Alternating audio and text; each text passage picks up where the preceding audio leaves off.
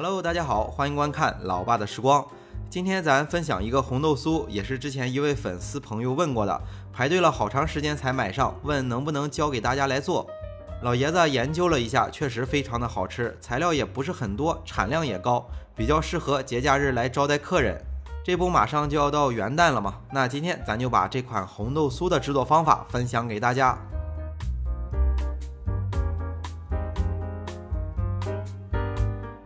首先准备400克的中筋面粉，也是家里最常用的面粉，加入30克的奶粉，再加入20克的白砂糖，3克的泡打粉，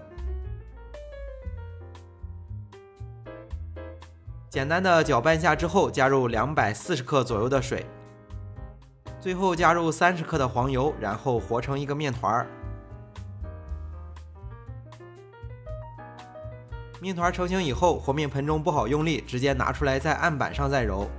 揉之前再加入2克的盐，然后把面团揉光滑。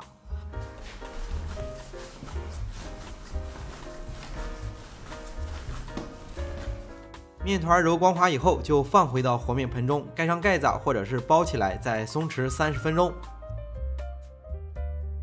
趁着松弛的时间，准备少许的油酥。首先加入100克的土豆淀粉。再加入200克的中筋面粉，150克的食用油，建议用味道比较小的，比如说玉米油，然后和成一个面团即可。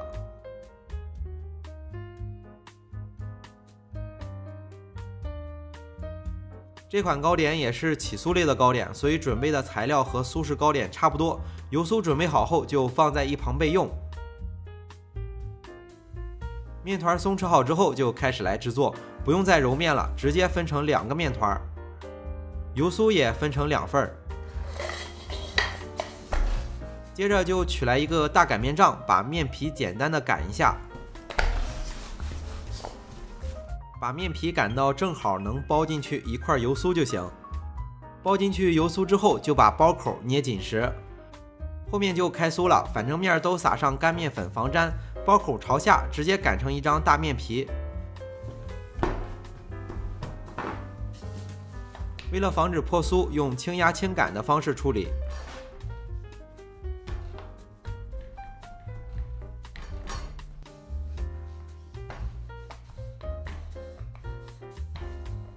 擀到大概有30多公分的时候吧，就叠起来，这样就算一次。同样的步骤需要重复3次。操作的途中可以不断撒一些干面粉防粘。加入了淀粉是为了降低面团的筋度，这样做出来更松酥。同样加入泡打粉也是为了做出来更松酥。现在是第2次开酥了，步骤和第1次一样，叠起来之后就先松弛个5分钟，然后再进行第3次开酥。简单的松弛了5分钟之后，来进行第3次开酥，同样是配合少许的干面粉，用轻压轻擀的方式把面皮擀开。